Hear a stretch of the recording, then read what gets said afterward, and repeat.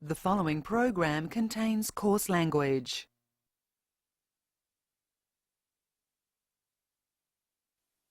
Aboriginal and Torres Strait Islander viewers are advised that the following program contains images and voices of people who have died.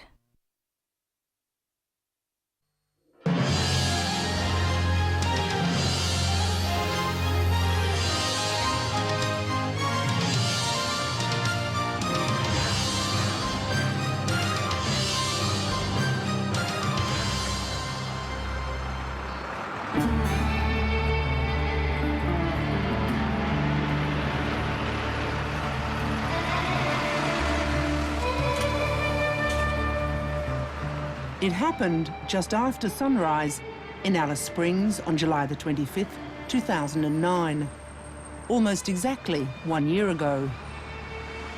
A local couple who drove up Anzac Hill saw the events unfold at a distance below them.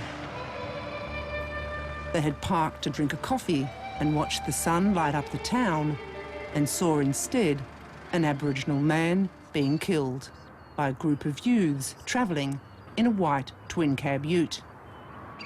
Deb Clark saw the victim walking along the road. I just happened to notice a fellow walking along the road thinking, nice time to be out for a walk. Saw a car come up shortly thereafter, I guess. Went past, not very far past, did a big U-ey, loud, screechy noise, came back, aimed for the fellow. I saw these guys hop out this four-wheel drive twin cab and race towards the sort of a guy walking, and then all of a sudden they started to belt into him and kick and the likes. I saw a couple of kicks, which is when I actually sort of turned to Matt and said, oh, I think this is blowing into something not pleasant, not good. And then they just drove off.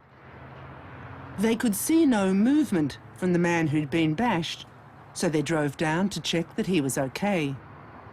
Another car had driven past him, assuming just that he was drunk. The couple pulled up beside him. When we got there, we could just see a body laying there with lots of blood and the likes. Obviously, he was in a bad way. Actually, I thought immediately that he was dead because I could see that his eyes were glassy and he wasn't breathing. There was a patch of skin showing here on his midsection, I guess, and I could see that there was no rise and fall. And there was also, obviously, a wound on his head. And by this stage, Matt was already on the phone calling the police. Police closed Schwartz Crescent at 8 o'clock this morning after the Aboriginal man's body was found. They're not commenting on his injuries or how he died. It is highly unusual. There's no information to lead up as to why this has occurred. The dead man on the road was Donnie Ryder, 33 years old, a trainee park ranger. For cultural reasons, he's now called Kumanjayi Ryder. The police said nothing about the suspected killers, but the town was soon talking. To put it into blunt terms, we all felt that they must have been white straight away. There were young men involved. First I thought 2, but then the number was 5, and I was just struck with disbelief. All 5 were young and local lads who'd grown up in Alice Springs. Glenn Swain was one of them. Glenn, were you provoked at all to do this attack? Not in any way. I've got my own brain, make my own decision. What are the implications if it's 5 white guys and the man who dies is an Aboriginal man in this town? Huge, huge. I mean, once the arrests were made, you got a sense that Alice Springs spoke about nothing else. It was such a dog act. Tonight, Four Corners tells the story of the killing of Kumanjayi Ryder.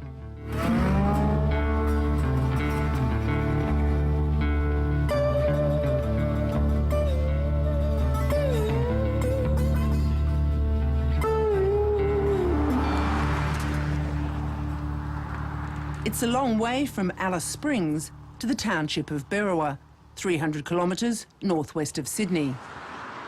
Glenn Swain's parents moved to this house 2 years ago, but he stayed back in Alice Springs. Hello? Yes. Okay, thank you. His mother, Heather Swain, is waiting to accept a call from her son, now serving 3.5 years in Alice Springs jail for the killing of Kumanjayi Ryder. Hello. Good, how are you? His stepfather was a prison officer at the jail for 7 years. His mother still struggles with what her son has done. Yep. Glenn is a lovely-natured boy. He was always a quiet child, just entertained himself and respected other people. He was caring, very caring. His grandmother, he cared a lot for his nan. He's not real well at the moment. And, yeah, he was great.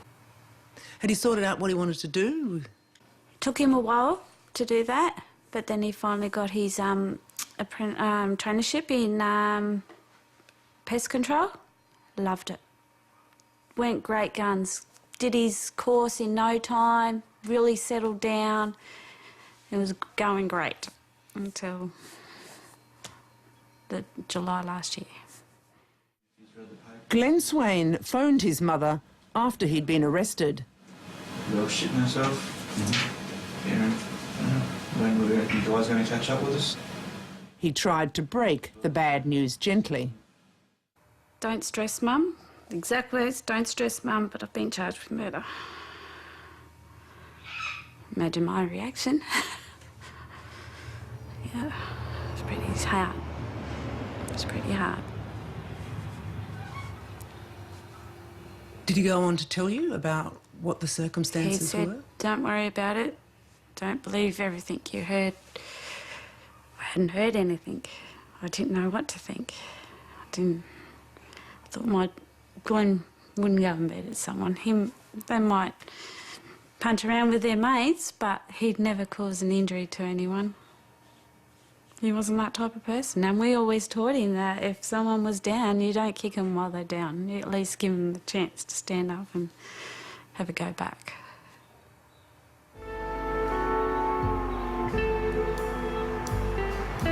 Kumanjayi Ryder's mother lives here in Alice Springs. He was the 5th of her 9 children. Therese Ryder is a highly regarded watercolour landscape artist. She's what art dealers describe as collectible. She was painting when the police came to tell her that her son's body had been found. The officer who came was a friend. I started singing out. I started screaming.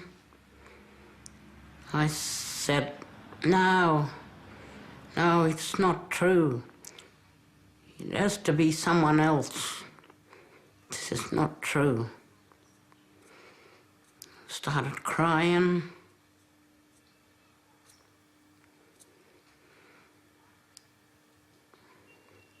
And he comforted me and said, It just cut through us. It was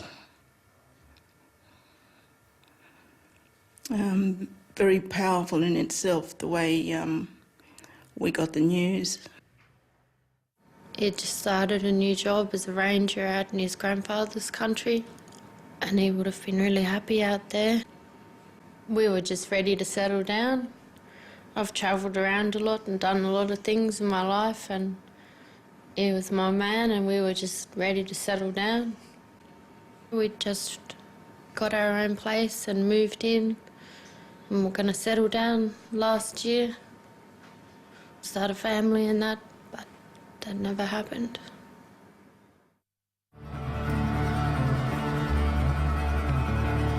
This is what happened instead. It was a Friday night and 5 friends went out on the town. Glenn Swain, Anton Cloden, Tim Hurd, Scott Doody and Josh Spears were all up for a big night. They went out to Lassiter's casino to party and didn't leave till 6 a.m. All except Anton Cloden, the designated driver, agreed they'd consumed a large amount of alcohol. Glenn Swain drank a full bottle of rum and topped it up with beer. Did anyone, were you forced to become intoxicated that night? No. Okay. So whose choice was it to drink? Talk to me about the drinking in Alice. Plenty. That's all people do. There's nothing else to do. Well, there is other things to do. There's adventure, but people choose to drink. It's a very drinking place. Kumanjayi Ryder had also been drinking that night, and also at Lassiter's casino. When he made his way back, drunk, to his girlfriend's house in the early hours of the morning, they had an argument and he left for a smoke down the Todd River bed. Do you blame yourself? Yeah. Are you worried that the family blames you? That's the Aboriginal way, you know. I understand why they blame me. The young men were not yet ready to go home. They wanted more fun. Anton Cloden was driving.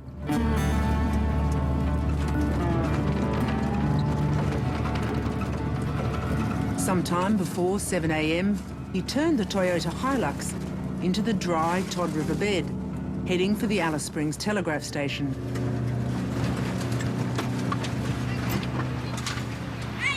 Everyone in Alice knows that Aboriginal people sleep and camp in the riverbed. It's been like this for years. Some because there's no housing available in Alice Springs, obviously, so there's a housing shortfall. Some just choose to live that way. That's how they like to live. They like to live outdoor and they like to camp in the river. Matt Day often walks his dog early in the morning along by the riverbed. On that morning in July, he saw the Toyota speeding towards a group of Aboriginal campers. He would become an important witness. It just astounded me that this car really did seem to be aiming at them. It wasn't by accident that they were moving in that direction. They could have gone around the people. There's plenty of space. They were aiming at them, and it was like they were making them scatter like a bunch of birds, you know, like a flock of galahs on the road as you drive through them. These people had to get up and move quickly, and there was an old fella there who had to get up, and I don't think he would have wanted to get up too quickly. He was, you know, an old bloke. Tony Cuccelli, the old bloke, would later give evidence that the Toyota had just narrowly missed hitting him. It had then turned around and on return drove right over his swag and through the group again. A group that included Kumanjayi Ryder. When I got over there, I realised that I knew a guy over there, and it was Kumanjayi Ryder, and he was really angry that the car had been travelling up and down the river, terrorising people, and he'd explained that it had, you know, aimed at a couple of other old blokes that were further down the river. And you know, actually I asked him if he had seen who was driving, if they'd seen a number plate, and no one had seen the number plate, but he described the driver as a white racist bastard. And then he was very angry, and then he apologised straight away to me and said, "Oh, sorry, you know." And I said, no, you know, and I think he was apologising because he just, you know, described this guy by the colour of his skin, and that I wear the same colour skin. They need to run over us with a white dude. Twin cap, white dude. I can show you the story. You know where's the riverside is, and there's a bridges, and there's some camps right here. Maureen Walker gave evidence as well. The car came towards my camp. And you know what they told me? You smell like the Stott River. Do you believe me or what? Did you hear that in the court? Yes, I did hear that.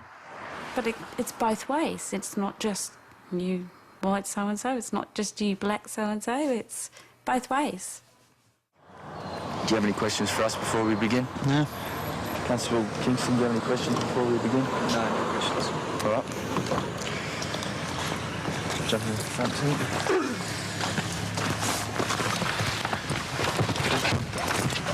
This is good. Locked us in. Glenn Swain would later reenact his account of what happened that morning. It's 2 days after Swain's arrest, so he's in cuffs. He was the only one of the 5 men to assist the police. This appears to be tracks that we took, from what I recall. That camp was just there where that little fire thing is. It's probably not till about here that we veered off a little bit. And yeah, we saw the few occupants of the camp get up and run away. So obviously feared for what could happen. Anton was driving, so. I thought it was a law to say they weren't allowed to camp in the riverbed after 6 p.m. How come nothing's ever said about that? At around 7:10, the youths dropped back to the house that Glenn Swain shared with Tim Hurd. Just where that big gum tree is on its own. Then myself and Tim Hurd got out. They collected more alcohol and Hurd picked up a replica gun, a Magnum. As they drove towards the riverbed, he fired it. It was somewhere on this stretch of road that Tim had let off one of the fire, or a round from the replica Magnum, making the sound that it does, like like a normal gun would make. That shocked me. Yeah. I suppose, yeah. Why did they go back in? Get that? I asked that question, but I mean, I suppose I'd have to ask Timmy that. The sound of a gunshot made Jared Ewan look out his window. He lives just near the riverbed and saw the white ute. As I got there, they drove off and turned left. As I went down through the causeway, they pointed something out the window, which looked a bit like a gun to me. They were yelling something at a group of Aboriginals in the river at the same time, and the ute just kept driving off, up round out of sight. What did you think they were up to? I thought they were just drunk, driving around after a party or something like that. Another shot went off near the Aboriginal camp. Once that round went off, we could still see the camp over there. They all jumped up and started running. Obviously heard the shot and freaked out, as you would. So then we proceeded to go through the causeway. At this point there, we'd seen someone standing just over the centre white line there, up a bit further. That someone was Kumanjayi Ryder, walking to his uncle's place. As the Toyota passed him, who knows if he recognised the ute from earlier in the riverbed, but he threw a bottle which smashed on the side of the car. Swain thought it was a rock. Yeah, we heard it hit the car.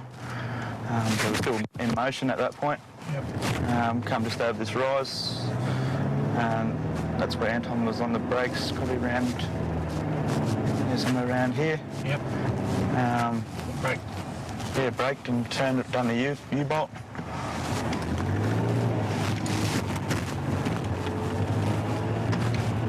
Anton Cloden drove the ute so close up to Ryder that Ryder reached out and held the bull bar. At that point, Tim opened his door and the fellow through the rock proceeded to start running. I jumped out. The fellow ran past. Tim was following him. I was probably about a metre or two behind Tim. Sort of got me to run. Yeah, it's just sort of a light jog. The police put a mannequin's torso on the side of the road to represent Mr Ryder. It was somewhere around here that the person that threw the rock was sort of stumbling, fell over. I was right behind Tim. By the time I had approached, I saw Tim had made contact with one foot. I then, got as close as what Tim was to the fellow that was on the ground. At that point, he was hands over his face. I was probably about here. I then laid 2 boots in, like so, shuffled around, sort of looked up and saw there was a car just coming this way. They chased my son down as if he was an animal. Yep, we can probably want to hold the back of the head a bit. Glenn Swain went on to show the police the force he had used as he'd kicked Mr Ryder twice in the head. Slow up. Tim Hurd kicked Ryder once, and Joshua Spears struck him over the back of his head with a cider stubby bottle. Scott Doody was beside them, but struck no blows, and Anton Cloden was moving the car. One of the offenders was heard to say, "Don't fuck with us." These may well have been the last words that Mr Ryder heard. At that point, I saw that he wasn't moving too good. As I stated in my statement, that it was like a sort of a ragdoll type effect, with no sort of muscle controlling however he was. So he appeared to be unconscious, and that's why, like I said, looked up and said, "Let's go, let's go, let's go." And like I said, at that point, Anton was pretty well right on the car right here. Yep. According to Glenn Swain, they drove off quickly, heading first to Josh Spears' mother's place as they were out of alcohol. Josh Spears stayed there, and the other 4 headed back to the house that was shared by Glenn Swain and Tim Hurd. They continued drinking. I had messaged a few of my mates saying come round for a drink, as they weren't there the night before. I continued drinking there till about lunchtime, I think it was. And I went to Todd Tavern Bottle after we left home, grabbed my half carton, and then went to Jason Wall's house over at Northside. At midday, the police made it public that a body had been found. At the Ryder's family request, it was 5 days before they released his name. I didn't find out until I saw the picture in the paper on the Friday when they had the wanted picture, and then they had a picture of Kumanjayi, and I broke down into tears. I couldn't believe it, because I'd spent that whole week, and I'd said to the police, "You need to find Kumanjayi," because he saw the driver. He saw the vehicle. You know, you need to speak to that guy, and if I see him around town, I'll get him to come and talk to you. Not knowing that he was gone already. He was already dead. Another of the witnesses was not that surprised. Not much, because if you live here, you know, you read about Aboriginals, you know, being found dead at least once a month, whether it be through, you know, they fall out of the back of the ute, they have a fight on one of the communities, something like that. But the 5 white local guys, you know, it's normally not white locals fighting with them that does it, so I was a bit surprised then, I suppose, yeah. Did you know any of the boys involved? I knew one of them, yep, by name. The others, I'd heard of them. And do you understand? Can you give us any understanding about what might have motivated them? Honestly, I think what would have motivated them would have been, you know, if they were drunk, the alcohol, and maybe, you know, something had happened earlier. They were angry from that. And just basically the way you get treated by Aboriginals in town, you know. They supposedly, that guy threw a bottle at the ute I honestly think if I was the one there throwing a bottle at the ute, they'd have got out and done the same to me. But, you know, the 5 white young guys just sick of taking crap from Aboriginals. They were just out for sort of, you know, some nasty fun, from what I can see. But I don't know if it was a racial intended thing from I would like to believe not, but certainly the town has a lot of problems in that regard. The hardest thing is knowing that this could happen in this town, in this community. Not only that, but they to find out that they were local young men was very, very distressing. Alice Springs has a population of around 27,000.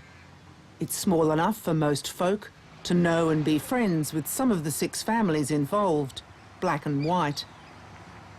Around 20% of the people who live in Alice are Aboriginal, and the interface between white and black is a significant source of the wealth and charm of the town, the tourism, the art and the service hub industries. But it's also a source of racial tension that locals are often reluctant to discuss and confront. The Ryder case forced these issues uncomfortably into the open. I started to think, what have we become, you know? What's the community come to? It's a place that you can only feel for yourself. Everyone has their own opinion on things, and yeah, it's just the way that they just hang around the town and just make it so, what is it? What's the word for it? Just not comfortable, because they're there all the time. You walk past them, you don't know how they're going to react. Most of the time they're good, but you just don't know if that person had been drinking 24/7, how they're going to react. Are they going to get stuck into you, or you are scared. As soon as it was public the offenders were white, the Alice Springs police issued a media statement saying it is inappropriate to speculate on the motive. But Acting Police Commander Kim Davies would later do precisely that, saying racism was not a motive. It just so happened that Mr Ryder was an Aboriginal person and the people driving the vehicle were white people. We see a lot of violent incidents in Alice Springs, and we would be at pains to suggest that they're not racially motivated. One of the reasons they would have been at pains to distance themselves from the racial aspect would have been to keep things calm. Gary Wasserman is the editor of the local paper. Did most people in the town see it as a racist attack?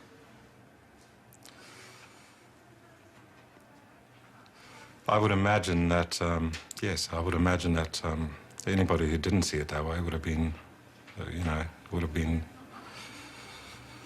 for reasons best known to themselves, would have been denying it to themselves. What do you think about that? I knew straight out they done it because he was an Aboriginal. They wouldn't have done that if they seen a white fellow walking down the road. They wouldn't have done it because he was an Aboriginal man walking down the road on his own with no one else around. That's when they did a Huey, came back and got stuck into him.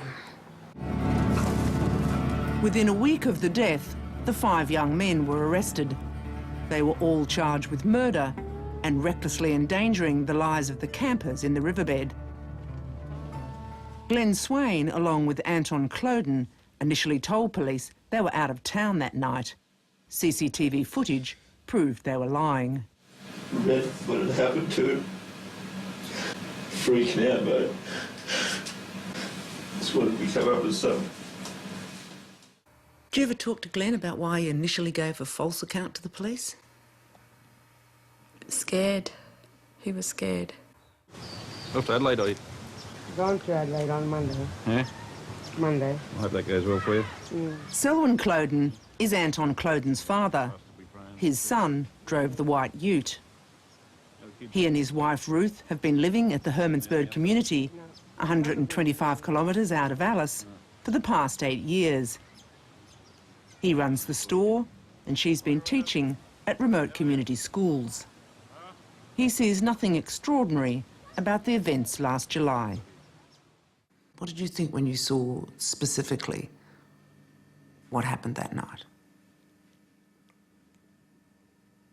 I guess about a few young fellas going for a drive down the river. I thought, well, you know, that's quite a regular occurrence for young people in this vicinity. Saw nothing extraordinary about that at all. And just 5 fellas going for a drive up the river. Somebody was assaulted and somebody did die. Yeah, but that wasn't the intent of anything there. As the court case started, there was extra police security, just in case tension erupted. It remained quiet. As a family member, we remember a young man full of compassion, love. Early on, the Ryder family made a public appeal for calm. The family wrote a statement and called for calm. Yeah. Tell me why. Because my family is a quiet family. We're a Catholic family. We're not a violent family. Compared to the other Aboriginal families in other communities around Alice Springs. There's, you know, black against white, white against black. And I don't think we needed that. We needed to get to the truth of what happened and to allow this process with the courts to go through first to find the answers. And that's why we called for calm. It can sound a little bit lightweight, an appeal for calm, but it's huge. It's huge, and I think it was very necessary, and I think it was significant. And I think it made a difference in terms of calm prevailing at the end. Over the months that followed, none of the 5 young men, all held in custody, applied for bail. Some of their parents were worried about payback from the Ryder family. I was glad that he was locked away. It sounds horrible, but I knew he'd be safer there. But yeah, Amanda, I didn't want her to go out clubbing or anything like that because I didn't know if the family would do payback, as they do. But were there any threats? No. There was no reason for fear. I mean, that's their opinions. But for us, we didn't have any ideas for payback or didn't even ask for it. It didn't even cross our mind. Dr. Terence Sinton conducted the autopsy on Mr. Ryder's body. He told the committal hearing the cause of death was hemorrhaging as a result of blunt head trauma. This could have been from the kicks, the blow from the bottle, or even the fall to the ground, he couldn't say. But he did say that it was highly likely that Mr. Ryder had a pre-existing aneurysm, a balloon-like swelling of a blood vessel at the base of his brain, making him more vulnerable to a lethal assault. But even with an aneurysm, you can live till you're 90 years old. And who knows how long that assault would have gone on if he hadn't have stopped moving. If he had have kept moving, how long they would have kept kicking him for. Till one of them realised that something was wrong. But was there an intention to kill? Glenn, did you, did you intend to kill Johnny Ryder? No way.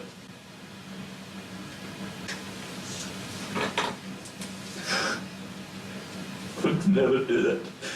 Intentionally do that to anyone. They're not remorseful for what's happened. they're sorry for themselves, their mothers are sorry that their sons are locked up. At the end of the day, all 5 men were committed to stand trial for murder and reckless endangerment of life. But this would change. By the time of the Supreme Court hearing in April this year, the murder charges were dropped. The prosecutor did not assert that any of the 5 men had an intention to kill. They all pleaded guilty to the lesser charge of manslaughter. The families came to hear how long they would spend in jail. Over the past 10 months, Therese Ryder had sat outside the court. For the first time, she went inside. The side door opened and 2 policemen walked in. And after them, were these 5 fellas walked into the courtroom. And they was all dressed up, neatly dressed with ties, jackets. And I felt hatred inside me. And I felt no good. I burst out crying. And I said to Jade and Susan, I can't bear this. I want to go outside. When I got up, I said out, I screamed out loud. I said to them, you all look good on the outside, but inside there's racism straight out. And I walked out. The circumstances have justifiably given rise to a suspicion that the killing was racially motivated. Back inside, the Chief Justice of the Northern Territory cautiously approached the question of racism, starting with Anton Cloden driving at the campers. I am satisfied that there were racial elements in the earlier events and that a tone or atmosphere was set of antagonism towards and harassment of Aboriginal persons that is likely to have influenced the later conduct of all offenders. The later conduct being the killing. And the actions of some offenders in kicking and striking the deceased while he was on the ground were influenced, at least to some degree, by the fact that the deceased was an Aboriginal person. Each of you is convicted of the crime of manslaughter. And then the sentences. Scott Doody, who didn't strike a blow and didn't drive the car, 4 years, but all bar 12 months suspended. He'll be out next month. Anton Cloden, Timothy Hurd and Joshua Spears, 6 years with a non-parole period of 4. Glenn Swain, 5 years and 6 months with a non-parole period of 3.5. 6 months less because he cooperated with the police. I was quite relieved. I thought he'd get a lot longer. I mean, yes, he did do the wrong thing. He should get time. That sounds nasty of a mother, but he did do the wrong thing. He should serve time. I wanted those boys to be in prison for life, or maybe 20, 30 years in prison for what they did. They cut short my son's life, and they're still around today. And where's my son? Selwyn Cloden and his wife Ruth are on their way to visit their son in the Alice Springs jail. They feel his sentence, a minimum of 4 years, is excessive, and Anton Cloden is appealing it. Cloden's behaviour was judged to have encouraged the assault, and he was also guilty of endangering the life of a camper. His father rejects the judge's finding that there was a racial element to his son's crimes. I just thought, well, it's a comment made or someone doesn't know him. it was made as a result of his actions.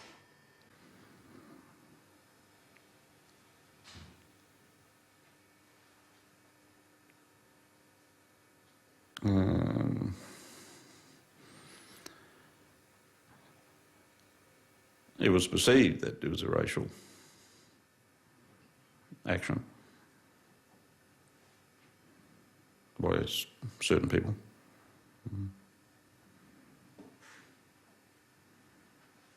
But I don't believe Anton had any racial issues in regard to that. He was the one driving the car. He was the one that pointed the car in the direction that it went. He was the one that entered the riverbed. He was the one that drove at the campers. He was the one that stopped and did a U-turn when he saw my man. The others wouldn't have been able to kick him or punch him either if he wasn't the one driving the car. First on the scene again. The Clodens are also angry about the conditions in the jail. All 5 convicted of the Ryder killing are held here on protection in high security. Correctional Services says they're locked in their cells for around 18 hours a day. Selwyn Cloden says it's for longer than that. To be locked in a room about half the size of this room for 22 hours a day, and they've been like that for the last 10 months, is just extraordinary that happens. In case there is a payback from the Indigenous, yeah, I expect that's the only reason. They just wait until everything calms down a bit, so it blows over.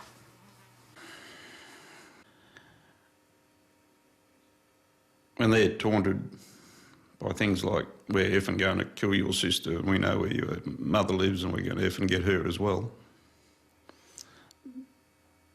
that would have to be taken as some sort of a threat, I would assume.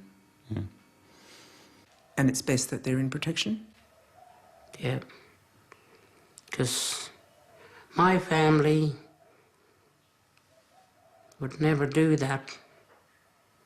We're an Aboriginal family. We got our culture, but we wouldn't be the ones, no. We would be shoved aside from all the other members of the family from other communities that carry on this culture. And they might harm them? Yes. The realisation of the enormity of the harm he has done is clear as Glenn Swain struggles to cope with what he will live with for the rest of his life. Do you intend to cause harm to Donnie Ryder? I didn't even want to see him the way I did see him. Unconscious. From what I saw, like, he was unconscious. Darkened.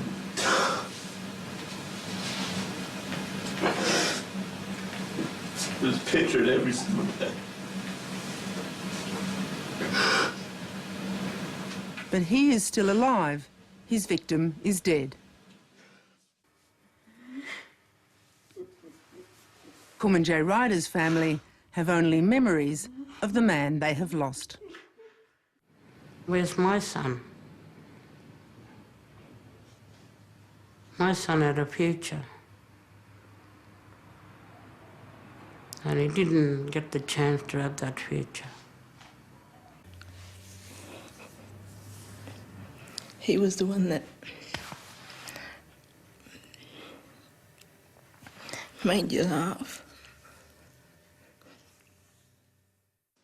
Yeah, he'd always dance and sing to the same country songs, sing them over and over. You'll go down as my greatest memory. The day's a day I always pray I never live to see. For you built me up and tore it down, Now you're leaving me, but you go down as my greatest memory.